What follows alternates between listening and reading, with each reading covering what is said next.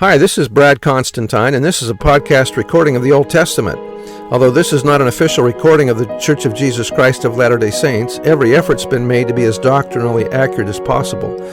I'll be using for the text the Joseph Smith translation of the Old Testament, along with many commentaries from general authorities of the Church, BYU professors, Bible scholars, and others.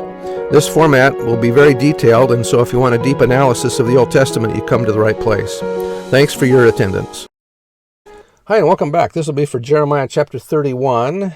This one, I'll read the entire chapter on this one, just like I did the last one. Okay. In the last days, Israel shall be gathered. Ephraim has the birthright as the firstborn. The Lord will make a new covenant with them to be inscribed in the heart. Then shall they all know the Lord. That's from the introductory part of the chapter. Verse 1, At the same time, saith the Lord, will I be the God of all their families of Israel, all the families of Israel, and they shall be my people.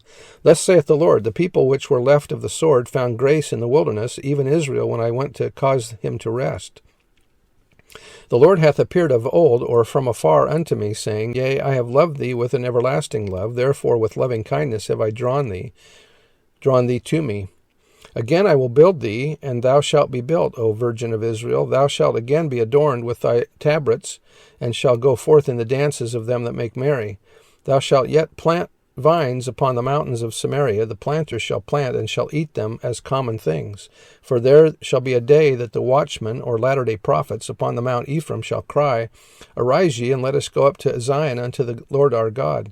For thus saith the Lord, Sing with gladness for Jacob, and shout among the chief of the nations. Publish ye, praise ye, and say, O Lord, save thy people, the remnant of Israel.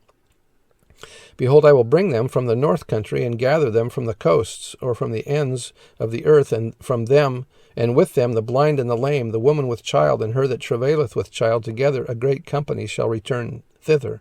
Note the word thither. They would be gathered to other lands, not Israel or Jerusalem, which would have been hither. So they're being gathered throughout the entire world. Verse 9, They shall come with weeping. They will weep because they knew they rejected Christ. And with supplications will I lead them. I will cause them to walk by the rivers of waters in a straight way, wherein they shall not stumble. For I am a father to Israel, and Ephraim is my firstborn. In other words, Ephraim has the birthright blessings. Hear the word of the Lord, O ye nations, and declare it in the isles afar off, and say, now remember that America is also considered an isle of the sea. He that scattered Israel will gather him, and keep him as a shepherd doth his flock. According to Oliver Cowdery, several of the verses of this chapter were quoted by Moroni to Joseph Smith. For the Lord hath redeemed Jacob, and ransomed, or delivered, or freed him from the hand of him that was stranger than he. Therefore they shall come and sing in the height of Zion. That sounds like the tabernacle choir on Temple Square, and shall flow together to the goodness of the Lord, for wheat, and for wine, and for oil, and for the young of the flock, and of the herd, and their soul shall be as a watered garden, and they shall not sorrow any more at all. That sounds millennial, doesn't it?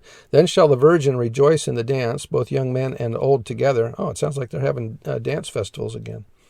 For I will turn their mourning into joy, and will comfort them, and make them rejoice from their sorrow. And I will satiate the soul of the priests with fatness, and my people shall be satisfied with my goodness, saith the Lord. Even though Judah is about to suffer captivity and death, there is hope of a brighter day in the latter days.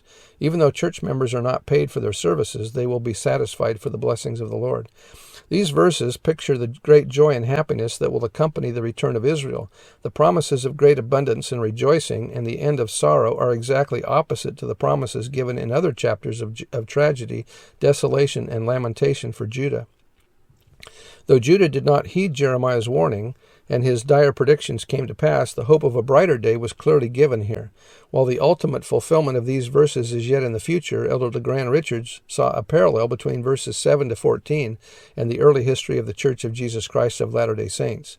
The saints left Nauvoo with weeping and with supplications. They did not leave their beautiful homes because they wanted to.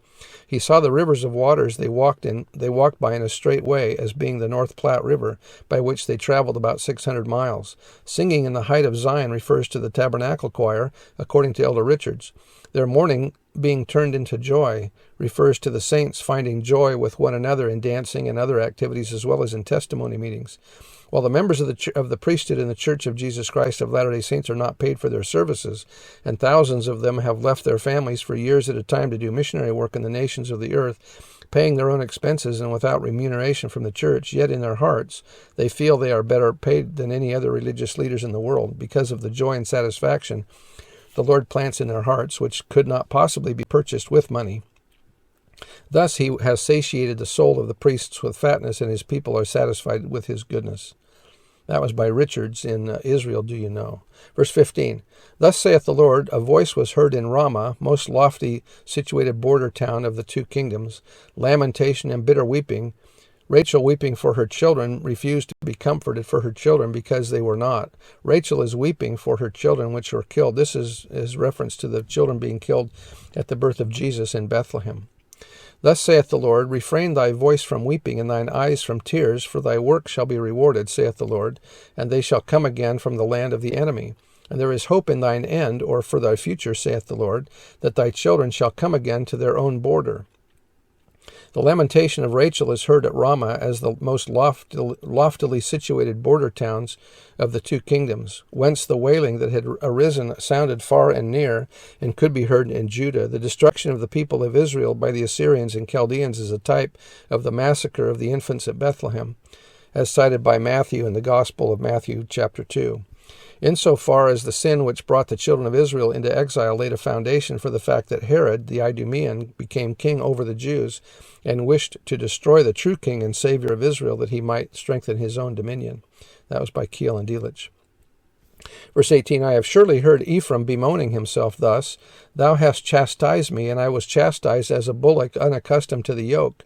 Turn thou me, and I shall be turned, and for thou art the Lord my God. Surely, after that I was turned, I repented, and after that I was instructed, I smote upon my thigh. I was ashamed, yea, even confounded, because I did bear the reproach of my youth.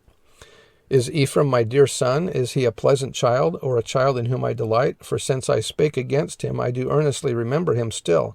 Therefore my bowels are troubled for him. I will surely have mercy upon him, saith the Lord. Set thee up waymarks, make thee high heaps, or signposts.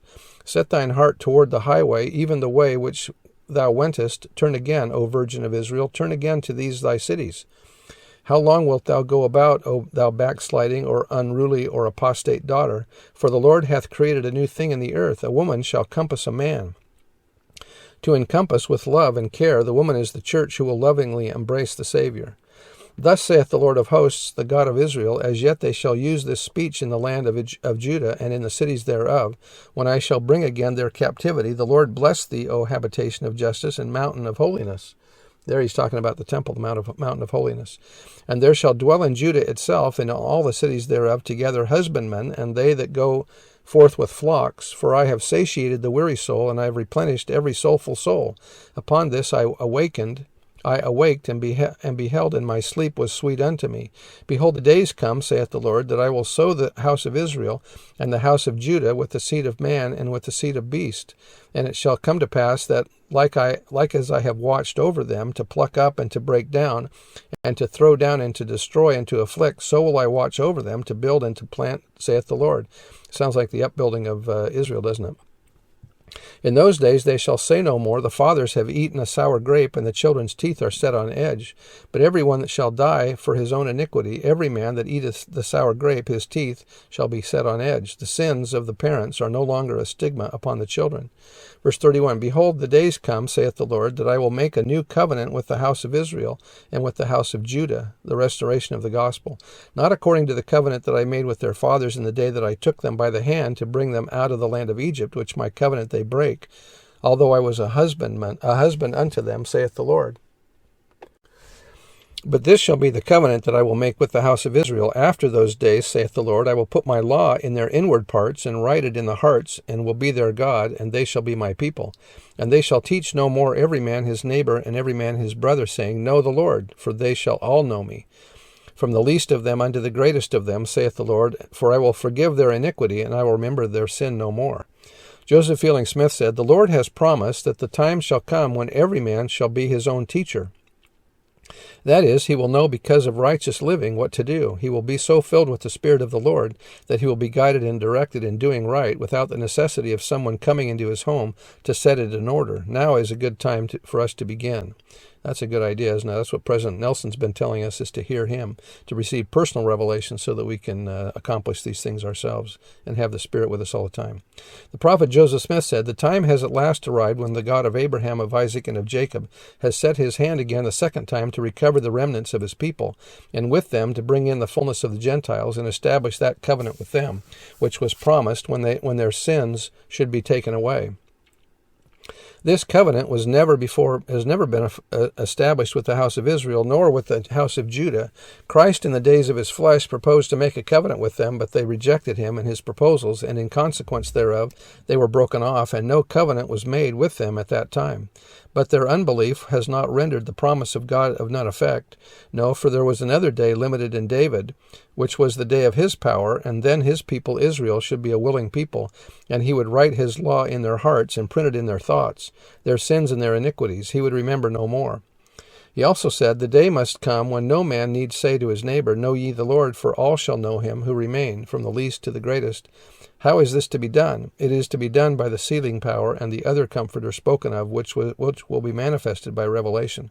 Remember that the other Comforter is that we will have the appearance of Jesus Christ personally in our lives. Verse 35, "Thus saith the Lord, which giveth the sun for a light by day, and the ordinances, or established courses of the moon, and of the stars for a light by night, which divideth the sea, when the waves thereof roar. The Lord of hosts is his name. If those ordinances depart from before me, saith the Lord, then the seed of Israel shall also cease from being a nation before me forever. If the saving ordinances are done away, so will Israel be done away.